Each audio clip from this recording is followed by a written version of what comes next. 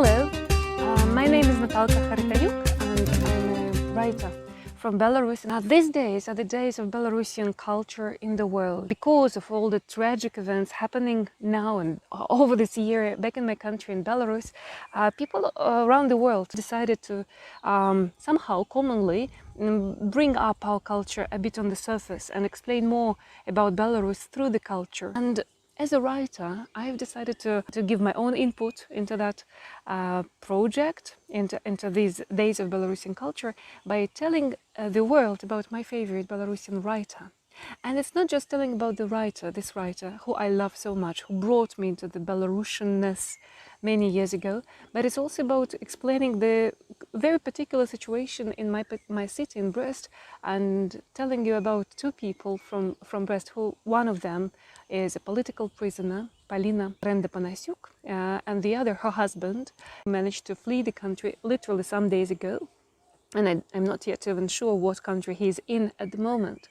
And well, first of all, I will say why they are connected to this story about my favorite writer. When I met them in the zeros, back in the zeros in Brest, in my city, in my native city, I admired both of them. I admired the woman so much, Polina, because she was an historian, super clever woman, very beautiful, and at the same time extremely confident. Her nickname attracted me very much. She didn't tell me that nickname, but her future husband, now he is her husband at the moment, told me that her name is Beroska, and her nickname, and he liked to be called Vylivaha. And these are two characters from my favorite, actually, book by Belarusian writer written in 1967 by Uladzimir Karatkevich. So Karatkevich is the writer I want to talk today about. I want to tell more about him, and I want to tell about these two images, two characters that explain so much of the spirit of those guys who fight in Belarus and who are ready to sacrifice a lot. The book that these characters come from is called The Ferry of Despair. And it can be called a tale, a story, approximately 1 hour of the audiobook if you want to listen to that. And that's the book about events that took place 400 years ago in the east of Belarus, near the city Rahachov, and in the hell at the same time. The story depicts this famous character Vylivaha, a joyful young man who loves life more than anything. But at the same time, he is blasphemous as it can only be possible, and it looks like the ambition of his lifetime is to seduce all women around. He loves women so much, and he suffers a lot from the husbands. Of course, he doesn't care. He's the epitome of love to life and everything that is alive. And he doesn't care. He's so self-reliant, it's amazing. He doesn't really care for any kinds of institutions, any wisdoms, any preachings. And sometimes he's on the border of becoming seriously blasphemous, seriously in trouble with the society, with the norms.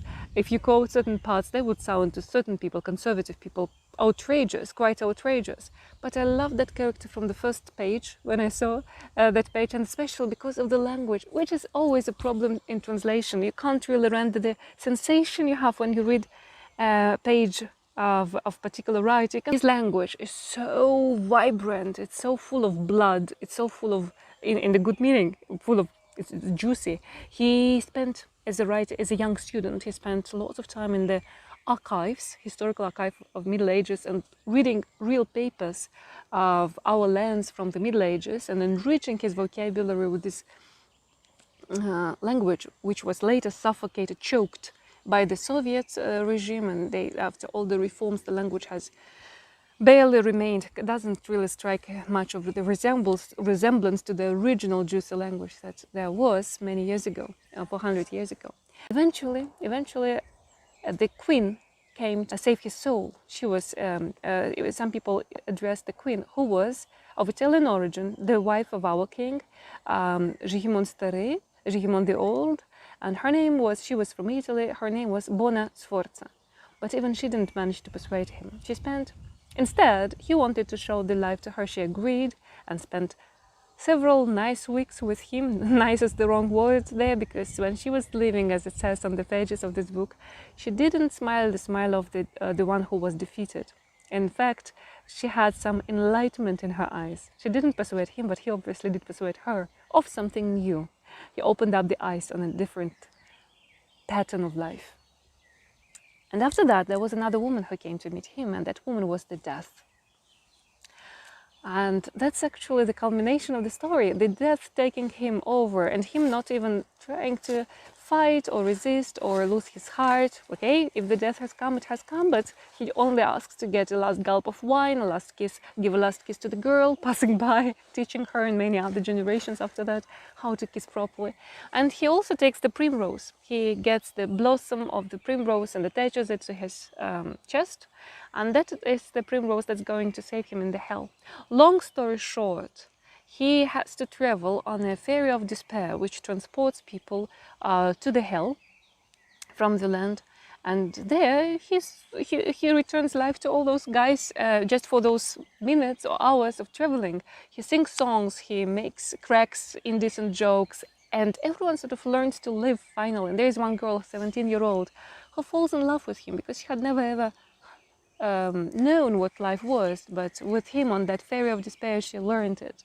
Eventually, when it comes to the point of dying, when he is taken to death herself and she lets him go through the gate where a spider, Arachna, will suck his life out of him, the death is so mesmerized by all the things he had told her, by the courage with which he accepted everything and still maintained life till the very last minute, and his life was about defiance to everything, that he offered him to play a game of chess. Of course he agrees, he knowing that she will win anyway because she has this unhuman brain, mind, and she can calculate all the arrangements on that board for 200 steps ahead. He loses, but he loses in such a way that she wants to play again. And she offers him to stake 20 years of life to the whole Ferry of Despair because they became his friends, but not to him. He's going to go to hell anyway, but he can, if he wins, he gives them 20 years of life to each and every one of them. If he loses, he will never get peace. He will never rest in peace. That's a serious challenge, but he doesn't doubt, doesn't hesitate for a second. He accepts it and he starts playing. And it has to be, it's just maybe doesn't make sense retelling the whole plot, because you need to understand the context. The context is that Belarus has been suppressed by so many tyrannical regimes, and these tyrannical regimes are all there, starting with the Russian occupation, and there are so many dead people there who have been wiped out, whose cities were wiped out by Ivan the Terrible, the Russian Tsar, and not only Ivan the Terrible, but many other Russian rulers. They would just wipe out the whole city, the whole cities of Belarus completely. So Belarus had suffered from that direction the most, maybe. There is always dissatisfaction with the Polish rule there, the lords, and even this Italian or Western despotism present there as well, in this despotism of the church, of the restrictions of the church. Anyway, eventually the guy gets the insight during that game that the only way possible to win is to win by playing by your own rules. And that's the wisdom. I think the whole book is kind of Belarusian Bible, because everyone knows it, everyone loves it. We remember it from school, we remember the characters, we remember the name of this Vylivacha, the image of defiance, a very joyful defiance, and desperate at the same time. It is a touchy book, even to remember. So that's the Bible for Belarusians, because it prompts the answer to this desperate situation. The answer is to take the fleeing form and not to abide by the rules of those who dictate the rules, because there is always someone dictating the rules. Belarus has been on the trespass for always, has always been there. And he does it in a very funny way. First, he understands it when he realizes that the death is a woman. And she looks at this young girl, 17-year-old girl, who is in love with him, with envy. And she sort of hides her small old chest, ribbons, literally. And he realizes that if she's a woman, if she's just a woman, she can be defeated by the the strength of the person, not physical strength because she has magical physical strength, but by the moral strength. And he just shows it in every possible way. And this girl who becomes his wife later on at the end of the story, she does the same. She just disregards the power. She just stops considering the power of the death, and she talks to her as to this bitter woman, old woman. Eventually, he just cheats, and he allows himself to cheat. And that's the strongest point there. He distracts the death, and that's the very moment he changed the position of the pawns or some other figures of the chess, and he wins. He wins, and she doesn't know how to explain it. She is dumbstruck. He agrees to give 20 years to each person there. But the girl, again, challenges her power by saying that I don't accept those 20 years without him. I jump into the hell. They stop her, and the death has to condescend, and she agrees to split these 20 years of the girl between the boy and the girl, Vylivacha and Beroska. I forgot to translate actually those names because they're quite speaking names. Vylivacha is, nobody in Belarus actually knows the meaning of this word. Normally, maybe those who translate, they would know. That's the old name of a bird. That's the white bird that lives on the swamps or waterland, and it's traditional Belarusian, very beautiful, noble, tall bird, white bird. But the name itself suggests that somebody is drinking a lot of alcohol to me, because he likes to drink a lot, the booze. And the girl's name is Beroska, by the way, which means a birch tree. And people who carried those natural names, names of the nature, there are many of them nowadays in Lithuania and Latvia, I know, but none in I have never heard of people with such names in Belarus. They were pagans, and even back in the 16th century, they had not been yet baptized, because they would live in some remote nooks in the swamps, waterlands in the south of Belarus. So Beroska was from there, birch tree girl, and it was fantastic because that's exactly the best soil for preaching the lifestyle of Vylivacha, and they were a brilliant couple there. Eventually, everyone is so very much moved by Vylivacha, by this character, that they agree to give their years to him. And Vylivacha, together with Beroska, collect so many years that by the verdict of the death at the end, they are supposed to live on the earth until he is 93 and she is 77.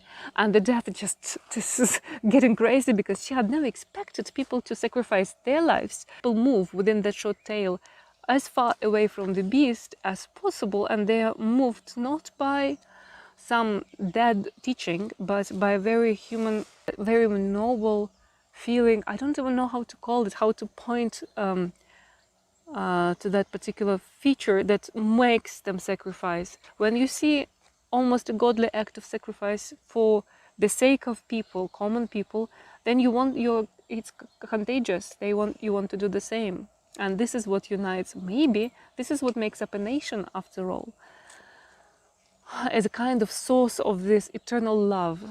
That you can get this eternal love through different sources, through a family, through beauty, but also through this community that protects and that is ready, where somebody is ready to sacrifice so much for the sake of everyone else. That's the tale to read right now here in Belarus, definitely. And I wish that tale had been already translated to English, or it would be translated to English. It would take someone very talented to retell it in a different language, but it is worth doing because that's a very beautiful story and that can explain a lot. To tell you, to link it back to the present days, I should say that Beroska of today, this beautiful girl, Polina Sharanda-Panasiuk, who was sentenced at the beginning of the summer for 2 years of prison. What they charged her with was being rude to police when they came to arrest her husband. And at the court, when she was charged, she said fantastic words. She behaved exactly like Vylivacha and Beroska would behave.